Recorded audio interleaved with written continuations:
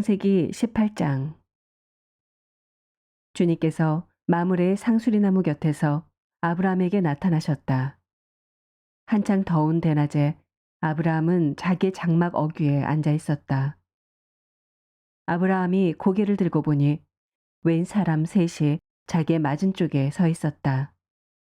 그는 그들을 보자 장막 어귀에서 달려나가서 그들을 맞이하며 땅에 엎드려서 절을 하였다. 아브라함이 말하였다. 손님들께서 저를 좋게 보시면 이 종의 곁을 그냥 지나가지 마시기 바랍니다. 물을 좀 가져오라고 하셔서 발을 씻으시고 이 나무 아래에서 쉬시기 바랍니다. 손님들께서 잡수실 것을 제가 조금 가져오겠습니다. 이렇게 이 종에게로 오셨으니 좀 잡수시고 기분이 상쾌해진 다음에 길을 떠나시기 바랍니다. 그들이 대답하였다. 좋습니다. 정 그렇게 하라고 하시면 사양하지 않겠습니다. 아브라함이 장막 안으로 뛰어들어가서 사라에게 말하였다. 빨리 고운 밀가루 3스아를 가지고 와서 반죽을 하여 빵을 좀 구우시오.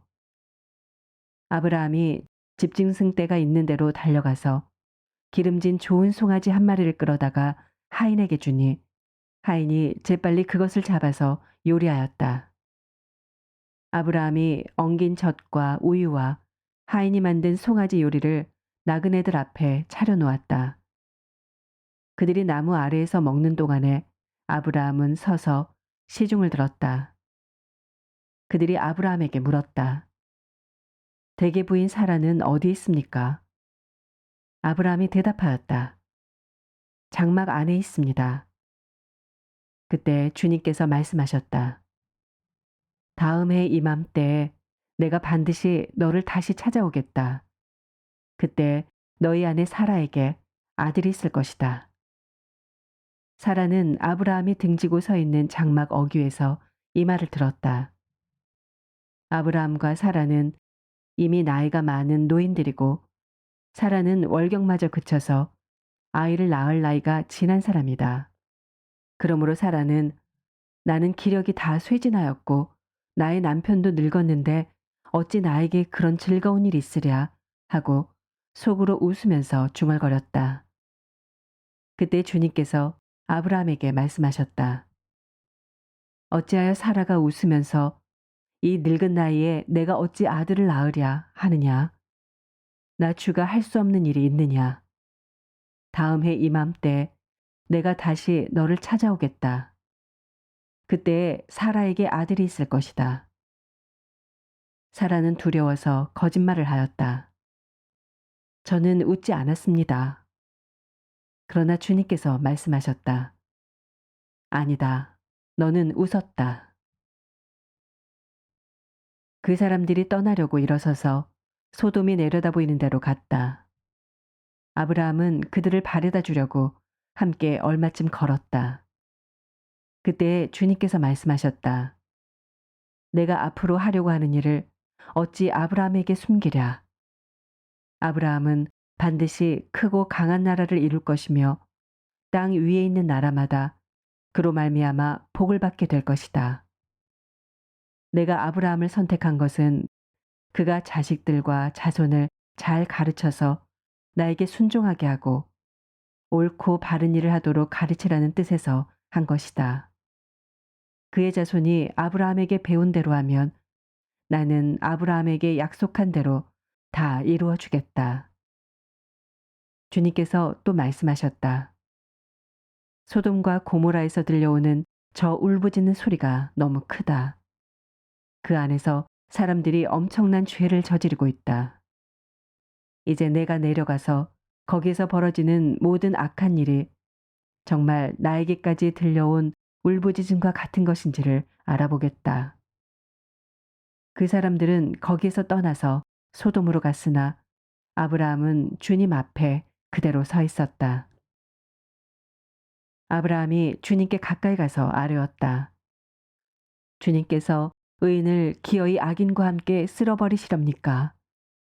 그 성 안에 의인이 50명 있으면 어떻게 하시겠습니까? 그래도 주님께서는 그 성을 기어이 쓸어버리시렵니까? 의인 50명을 보시고서도 그 성을 용서하지 않으시렵니까? 그처럼 의인을 악인과 함께 죽게 하시는 것은 주님께서 하실 일이 아닙니다. 의인을 악인과 똑같이 보시는 것도 주님께서 하실 일이 아닌 줄 압니다. 세상을 심판하시는 분께서는 공정하게 판단하셔야 하지 않겠습니까? 소돔성에서 내가 의인 50명만을 찾을 수 있으면 그들을 보아서라도 그 성 전체를 용서하겠다. 아브라함이 다시 아뢰었다. 티끌이나 재밖에 안 되는 주제에 제가 주님께 감히 아뢰입니다. 의인이 50명에서 5이 모자란다고 하면 어떻게 하시겠습니까? 5이 모자란다고 성 전체를 다 멸하시겠습니까? 주님께서 대답하셨다. 내가 거기에서 45명만 찾아도 그 성을 멸하지 않겠다. 아브라함이 다시 한번 주님께 아뢰었다. 거기에서 40명만 찾으시면 어떻게 하시겠습니까? 주님께서 대답하셨다. 그 40명을 보아서 내가 그 성을 멸하지 않겠다. 아브라함이 또 아뢰었다. 주님, 노하지 마시고 제가 말씀드리는 것을 허락하여 주시기 바랍니다. 거기에서 30명만 찾으시면 어떻게 하시겠습니까? 주님께서 대답하셨다. 거기에서 30명만 찾아도 내가 그 성을 멸하지 않겠다. 아브라함이 다시 아뢰었다. 감히 주님께 아뢰입니다. 거기에서 20명만 찾으시면 어떻게 하시겠습니까? 주님께서 대답하셨다. 20명을 보아서라도 내가 그 성을 멸하지 않겠다. 아브라함이 또 아뢰었다. 주님, 노하지 마시고 제가 한 번만 더 말씀드리게 허락하여 주시기 바랍니다. 거기에서 10명만 찾으시면 어떻게 하시겠습니까? 주님께서 대답하셨다. 10명을 보아서라도 내가 그 성을 멸하지 않겠다. 주님께서는 아브라함과 말씀을 마치신 뒤에 곧 가시고 아브라함도 자기가 사는 곳으로 돌아갔다.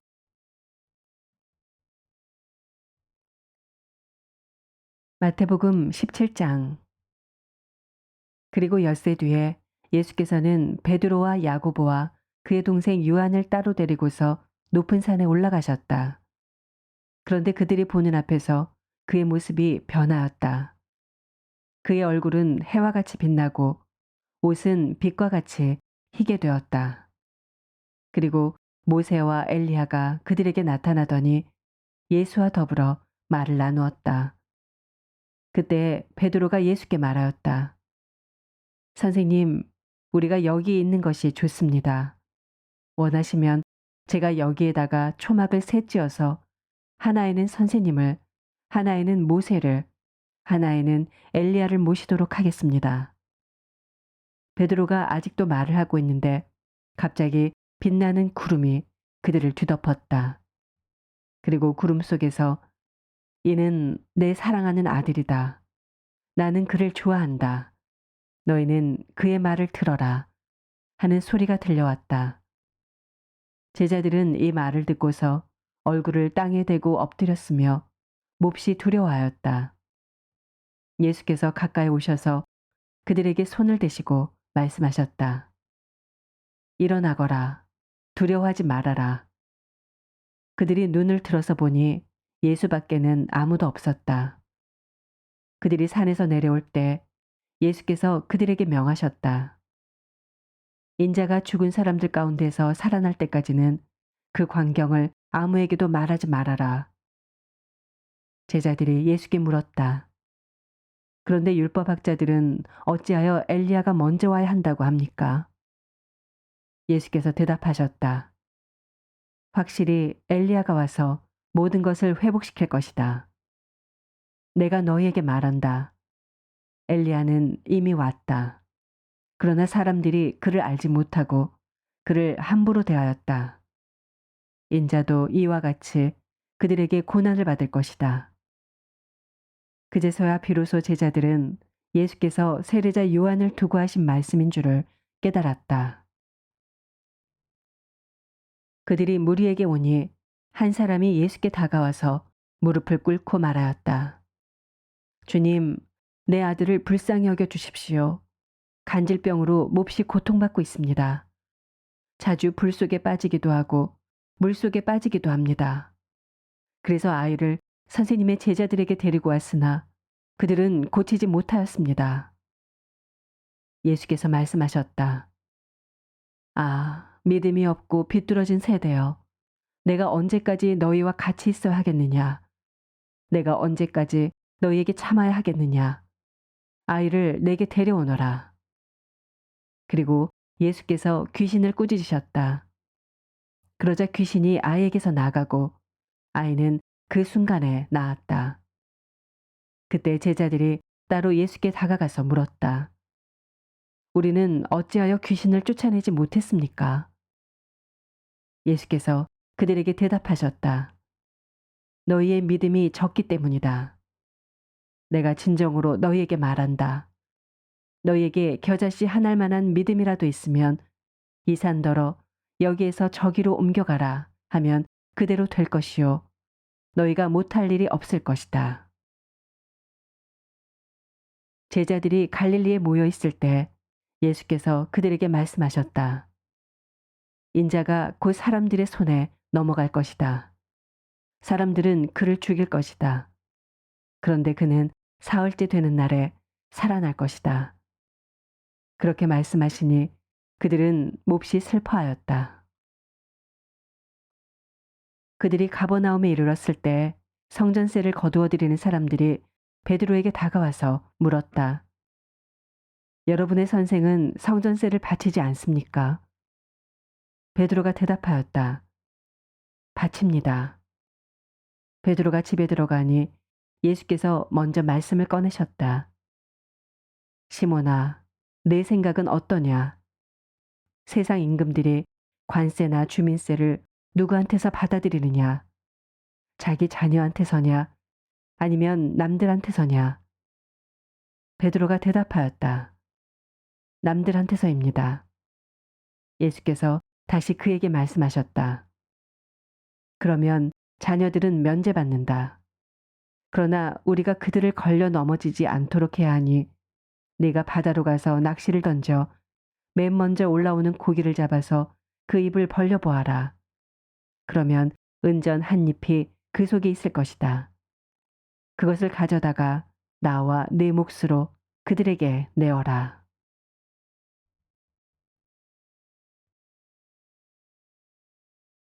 느헤미야 7장. 성벽을 다시 쌓고 문들을 제자리에 단 다음에 나는 성전 문지기와 노래하는 사람과 레위 사람을 세우고 나의 아우 하나니와 성체 지휘관 하나냐에게 예루살렘 경비를 맡겼다. 하나냐는 진실한 사람이고 남다르게 하나님을 두려워하는 사람이었다. 나는 그들에게 일렀다. 해가 떠서 환해지기 전에는 예루살렘 성문들을 열지 말고 해가 아직 높이 있을 때 성문들을 닫고 빗장을 지르도록 하시오. 예루살렘 성 사람들로 경비를 세우시오. 일부는 지정된 초소에서, 일부는 자기들의 집 가까이에서 경비를 서게 하십시오. 성읍은 크고 넓으나 인구가 얼마 안 되고 제대로 지은 집도 얼마 없었다. 귀족들과 관리들과 일반 백성을 모아서 가족별로 등록시키도록 나의 하나님이 나의 마음을 감동시키셨다. 마침 나는 1차로 돌아온 사람들의 가족별 등록부를 찾았는데 거기에는 다음과 같이 적혀 있다. 바빌론 왕 느부갓네살에게 사로잡혀 바빌로니아로 끌려간 사람들 가운데서 많은 사람들이 바빌로니아 각 지방을 떠나 제 고향 땅 예루살렘과 유다로 돌아왔다. 그들은 스룹바벨과 예수아와 느헤미야와 아사랴와 라하미야와 나하마니와 모르드게와 빌산과 미스베렛과 비그웨와 느흠과 바하나가 돌아올 때 함께 돌아왔다. 이스라엘 백성의 명단과 수는 다음과 같다. 바로스 자손이 2172명이요. 스바대 자손이 372명이요. 아라 자손이 652명이요. 바한 모압 자손 곧 예수아와 유압 자손이 2818명이요. 엘람 자손이 1254명이요. 삿두 자손이 845명이요. 삭게 자손이 760명이요. 빈누이 자손이 648명이요. 부베 자손이 628명이요. 아스가 자손이 2322명이요. 아도니감 자손이 667명이요. 비구의 자손이 2067명이요. 아딘 자손이 655명이요. 아델 자손 곧 히스기야 자손이 98명이요. 하숨 자손이 328명이요. 베세 자손이 324명이요. 하립 자손이 112명이요. 기브온 자손이 95명이다. 베들렘 사람과 느도바 사람이 188명이요. 아나도 사람이 128명이요. 베다스 마웨 사람이 42명이요. 기럇 여아림과 그비라와 부에롯 사람이 743명이요. 라마와 게바 사람이 621명이요. 믹마스 사람이 122명이요. 베델과 아이 사람이 123명이요. 느보의 다른 마을 사람이 52명이요. 엘람의 다른 마을 사람이 1254명이요. 하림 사람이 320명이요. 여리고 사람이 345명이요. 로드와 하딧과 오노 사람이 721명이요. 스나아 사람이 3930명이다. 제사장은 예수아 집안 여다야 자손이 973명이요. 임멜 자손이 1052명이요. 바스울 자손이 1247명이요. 하림 자손이 1017명이다. 레위 사람은 호드야의 자손들인 예수아와 감미엘 자손이 74명이요. 노래하는 사람은 아삽 자손이 148명이요. 성전 문지기는 살룸 자손과 아델 자손과 달문 자손과 악굽 자손과 하디다 자손과 소베 자손인데 138명이다. 성전 막일꾼은 시아 자손과 하수바 자손과 답바옷 자손과 게로스 자손과 시아 자손과 바돈 자손과 르바나 자손과 하가바 자손과 살메 자손과 하난 자손과 깃델 자손과 가알 자손과 르아야 자손과 르신 자손과 느고다 자손과 갓삼 자손과 우사 자손과 바세아 자손과 베세 자손과 무은님 자손과 느비 스심 자손과 박복 자손과 하그바 자손과 할훌 자손과 바슬릿 자손과 무이다 자손과 하르사 자손과 바르고스 자손과 시스라 자손과 데마 자손과 느시아 자손과 하디바 자손이다. 솔로몬을 섬기던 종들의 자손은 소대 자손과 소베렛 자손과 부리다 자손과 야알라 자손과 다르곤 자손과 겟델 자손과 스바데 자손과 핫딜 자손과 보게렛 하스바임 자손과 아몬 자손이다.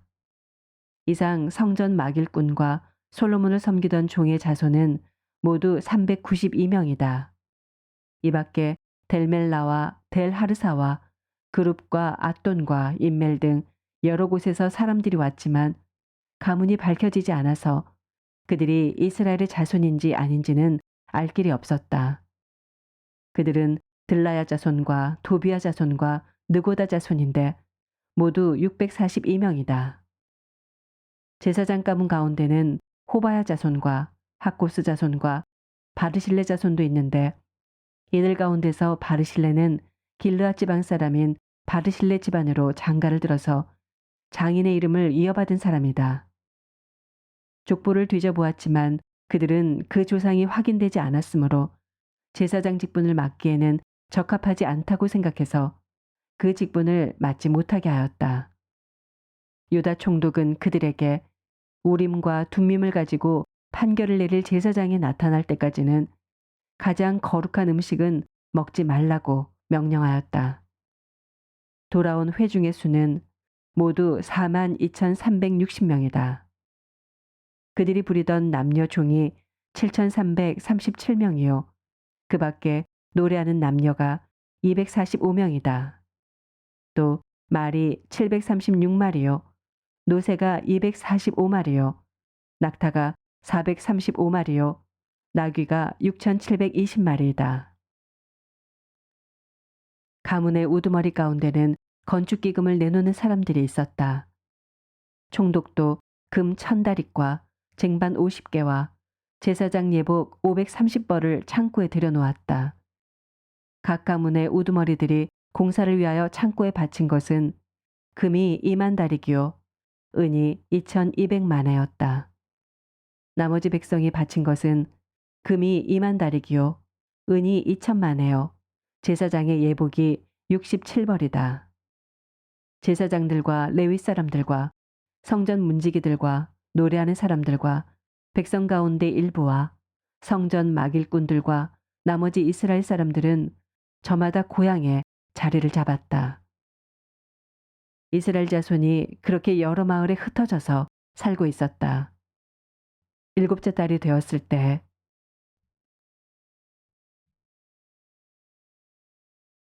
사도행전 17장. 바울 일행은 암비볼리와 아볼로니아를 거쳐서 데살로니가에 이르렀다. 거기에는 유대 사람의 회당이 있었다. 바울은 자기 관례대로 회당으로 그들을 찾아가서 새 안식일에 걸쳐 성경을 가지고 그들과 토론하였다. 그는 그리스도께서 반드시 고난을 당하시고 죽은 사람들 가운데서 살아나셔야 한다는 것을 해석하고 증명하면서 내가 여러분에게 전하고 있는 예수가 바로 그 그리스도이십니다 하고 말하였다. 그들 가운데 몇몇 사람이 승복하여 바울과 실라를 따르고 또 많은 경건한 그리스 사람들과 적지 않은 귀부인들이 그렇게 하였다. 그러나 유대 사람들은 시기하여 거리에 불량배들을 끌어모아다가 패거리를 지어서 시내에 소요를 일으키고 야손의 집을 습격하였다. 그리고 바울 일행을 끌어다가 군중 앞에 세우려고 찾았다. 그러나 그들을 찾지 못하고 야손과 신도 몇 사람을 시청 관원들에게 끌고 가서 큰 소리로 외쳤다. 세상을 소란하게 한 그 사람들이 여기에도 나타났습니다. 그런데 야손이 그들을 영접하였습니다. 그 사람들은 모두 예수라는 또 다른 왕이 있다고 말하면서 황제의 명령을 거슬러 행동을 합니다. 군중과 시청 관원들이 이 말을 듣고 소동하였다. 그러나 시청 관원들은 야손과 그 밖의 사람들에게서 보석금을 받고 놓아주었다. 신도들은 곧바로 그날 밤으로 바울과 실라를 베르아로 보냈다. 두 사람은 거기에 이르러서 유대 사람의 회당으로 들어갔다.